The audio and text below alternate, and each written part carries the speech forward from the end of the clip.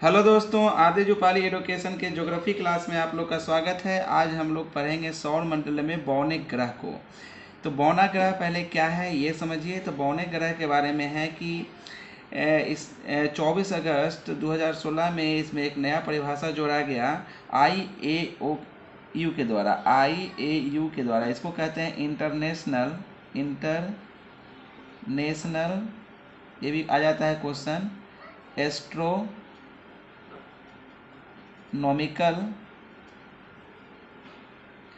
Union. ये खगोल के बारे में सभी जानकारियाँ इकट्ठा करता है। तो IAU इसके द्वारा 24 अगस्त, ये भी क्वेश्चन आ जाता है, 24 अगस्त 2006 को ये बैठक हुई थी। इसमें बौना ग्रह, इसमें क्या किया गया था कि प्लूटो, पहले 9 ग्रह थे, उसमें प्लूटो का भी नाम था, लेकिन इस नए परिभाषा से उस प्लूटो ग्रह को बाहर करके बौने ग्रह में शामिल कर दिया गया। तो वो परिभाषा क्या है? ऐसा ठोस पिंड जो अपना गुरुत्व रखता है, अपना गुरुत्व मैंने अपने ओर आकर्षित कर सकता है, करने लायक विशाल हो, गोलाकार हो और सूर्य का चक्कर काटता हो, है ना। तो साथ ही इसकी कक्षा पड़ोसी ग्रह के रास्ते में नहीं हो, ठीक है ना। तो ये सभी को फुलफिल करना था। गुरुत्व बल तो था प्लूटो के पास, ठीक है ना, गोलाकार भी था, लेकिन ये जो तीसरा है ये नहीं था उसके पास, ठीक है ना।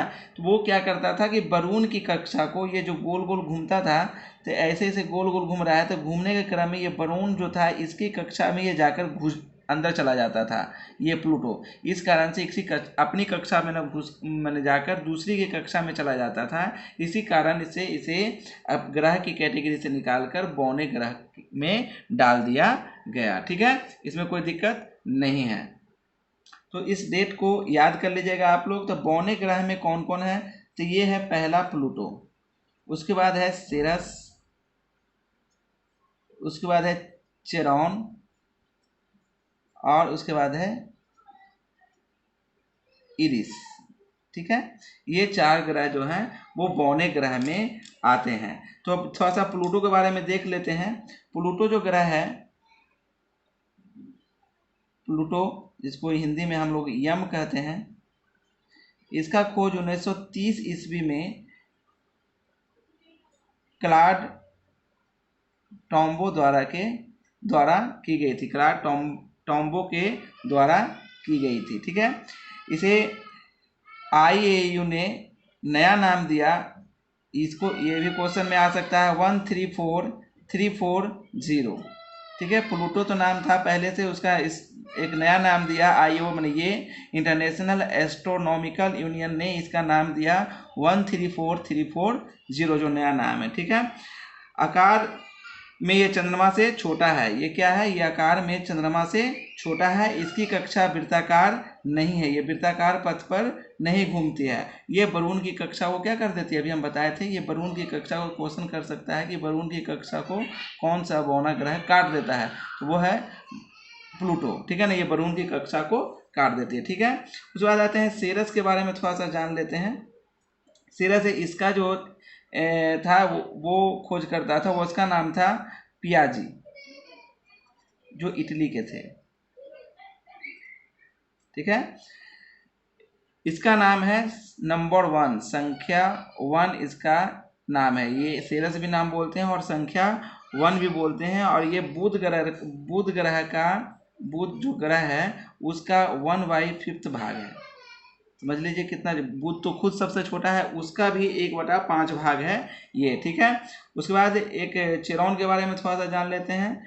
चेरॉन तो जान ही रहे हैं। इरिस के बारे में, इसमें एक इम्पोर्टेंट यही है, इसको बोलते हैं 2003 UV 313, इसका नाम है, ठीक है। तो ये आपका बौना ग्रह खत्म हो गया। इसमें बौने ग्रह से कोई ज़्यादा क्वेश्चन आपको अब देखने को लिए नहीं मिलेगा। चलिए आगे चलते हैं। आगे देखते हैं हम लोग क्षुद्र ग्रह, इसके बारे में पढ़ते हैं, ठीक है। तो ये मंगल और बृहस्पति ग्रह के बीच, मंगल ग्रह ही बना देते हैं, और बृहस्पति, इसके बराबर ये छोटे छोटे मध्य में सूर्य के जो ये भी छोटे छोटे जो टुकड़े हैं, है ना, ये भी सूर्य की परिक्रमा करते हैं। ये भी मंगल ग्रह भी कर रहा है, तो ये छोटे छोटे टुकड़े भी सूर्य की परिक्रमा करते रहते हैं। इस तरह से ये सूर्य है, तो ये छोटा छोटा जो टुकड़ा है ये भी सभी ग्रहों के साथ साथ ये भी इसकी परिक्रमा, सूर्य की परिक्रमा करते रहते हैं। ठीक है, और ये छोटे से छोटे आकार के लेकर सैकड़ों किलोमीटर आकार के बड़े होते हैं।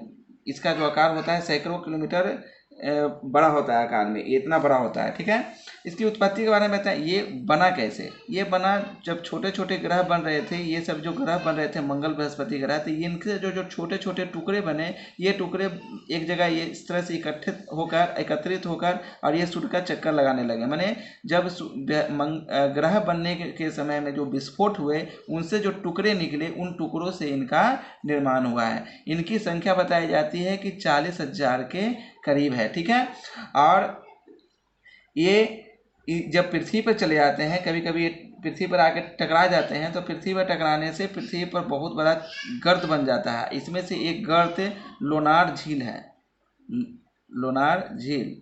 ठीक है, तो इसमें क्वेश्चन पूछ सकता है आपको कि क्षुद्र ग्रह से बनने वाला कौन सा, मतलब पृथ्वी पर कौन सा ऐसी बनावट है जो क्या चीज़ से बना है? क्षुद्र ग्रह के टकराने से बनी है। तो लोनार झील है, ये कहाँ है? महाराष्ट्र में।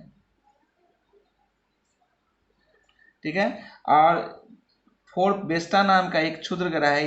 इसमें बहुत सारे क्षुद्र ग्रह हैं, तो एक है फोरबेस्टा। फोरबेस्टा नाम एक क्षुद्र ग्रह है जिसे हम लोग नंगी आंखों से भी देख सकते हैं। तो ये आपका क्षुद्र ग्रह क्लियर हो गया। ठीक है, आगे चलते हैं। तो धूमकेतु या पुच्छल तारा, धूमकेतु भी बोलते हैं और पुच्छल तारा ही बोलते हैं, ये दोनों एक ही चीज़ है। ठीक है, तो यहाँ पर एक फिगर हम देख लीजिए, बना देते हैं। ऐसे ही आप लोग नोट्स भी तैयार कीजिएगा, नोट्स भी एक ही पेज में बनना चाहिए। तो ये मान लीजिए सूर्य है, तो धूमकेतु भी जो है वो क्या करता है? सूर्य के चारों ओर चक्कर लगाता है। ठीक है ना, तो सूर्य के चारों ओर चक्कर तो लगाता है, लेकिन ये अनियमित रूप से लगाता है। मान लीजिए इस तरह से चक्कर लगा रहा है, तो ये अनियमित रूप से चक्कर लगाता है। मान लीजिए धूमकेतु है, ठीक है, और ये क्या चीज़ से बना हुआ होता है? धूल, बर्फ, हिमानी गैसों से बना होता है। ये पिंड होता है, ठीक है ना, ये पिंड जो बनता है वो धूल, बर्फ और हिमानी गैसों से बना होता है। ना, ये धीरे धीरे क्या होता है, जब ये सूर्य के समीप जाता है, इस तरह से जाता है, मैंने अगर ये गोल गोल घूमेगा तो कभी कभी सूर्य के भी समीप चला जाएगा। तो ये सूर्य के जब समीप जाएगा तो ये धूल और बर्फ से जब बना रहेगा, तो ये अत्यंत ठंडा भी होगा, अत्यंत ठंडा। तो इसे हम क्या कहेंगे? एक पिंड जो धूल, बर्फ, हिमानी गैस से अत्यंत ठंडा भरा होता है, जब ये क्या करता है? सूर्य के करीब जाने लगता है। सूर्य के करीब जब जाने लगता है ये, तो ये पिघलने लगता है। पिघलने से क्या होता है कि इसके में फुहारों जैसा निर्माण, गैसों का फुहार निकलने लगता है। तो देखने में क्या लगते हैं? पूछ जैसा लगता है, जिसे हम लोग क्या कहते हैं? पुच्छल तारा के नाम से जानते हैं। ठीक है ना, इसके आगे के शीर्ष को कोमा कहा जाता है। आगे के शीर्ष को जब ये आगे की ओर जाता है, इधर पूंछ की ओर निकल जाता है, जैसे हम क्या कहते हैं? कोमा कहते हैं। और सूर्य की चमक से ये चमकीला दिखाई देने लगता है। ये 70 से 90 साल के बीच दिखता है ना, 70 से 90 साल के बीच दिखता है ये। और हेली एक पुच्छल तारा है, हेली पुच्छल तारा, जो 76 वर्ष में दिखाई देता है। 76 वर्ष में दिखाई देता है, जो लास्ट बार 1986 में दिखा है। और उसके बाद आपको 76 वर्ष जोड़ लीजिए, उसके बाद ये हमें दिखेगा। ठीक है, हम लोग अब कहेंगे कि पूरे ब्रह्मांड में ये हमारे जो सौर मंडल है उसमें कितने धूमकेतु हैं? तो लगभग 1 लाख धूमकेतु हैं। ठीक है, कितने हैं? 1 लाख हैं। ऐसे ही नोट्स भी आप तैयार कीजिएगा जैसे हम बता रहे हैं, जिसमें आपको समझ में आ गया। एक बार समझ लेते हैं कि क्या है। एक ऐसा पिंड जो धूल, बर्फ, हिमानी गैसों से बना है, जो अत्यंत ठंडा होता है। जब यह अपनी गति के कारण सूर्य के करीब चला जाता है, तो इसमें ये पिघलने से इसमें क्या हो जाती है? पूंछ जैसी आकृति बन जाती है, मैंने गैसों का फुहार बन जाता है, जिसे हम क्या कहते हैं? पुच्छल तारा के नाम से जानते हैं। इसका अगला जो भाग होता है उसे हम क्या कहते हैं? कोमा कहते हैं। और ये 70 से 90 साल के बीच में दिखाई देता है, क्योंकि अनियमित होता है। ठीक है, और हेली एक पुच्छल तारा ऐसा है जो 76 वर्ष में हमें दिखाई देता है। ठीक है, अब इसी में एक क्वेश्चन ये बनता है कि इसमें धूल के छोटे छोटे कण, अब ये तो धूमकेतु है, धूमकेतु से जो छोटे छोटे कण इधर निकल जाएगा, ठीक है ना, जो कभी क्या होता है छोटे छोटे टुकड़े निकल के थोड़े थोड़े आकाश में हम लोग को दिखाई देते हैं, चमकीली धारी के रूप में क्षण भर के लिए दिखाई देते हैं और गायब हो जाते हैं, जैसे हम लोग कहते हैं टूटता तारा, है ना। तो इन्हें हम क्या कहते हैं, जो इसे हम कहते हैं उल्का। क्या कहते हैं? उल्का कहते हैं। ठीक है, तो आपका ये पूरा एक्सरसाइज खत्म हो गया है, ठीक है ना, सौर मंडल खत्म हो गया। अब हम लोग पढ़ेंगे गति, पृथ्वी की गति अगले लेसन में। तो धन्यवाद, थैंक यू वेरी मच। अगर आपको ये वीडियो अच्छा लगा है तो इसे सब्सक्राइब कीजिए, लाइक कीजिए। धन्यवाद, जय हिंद।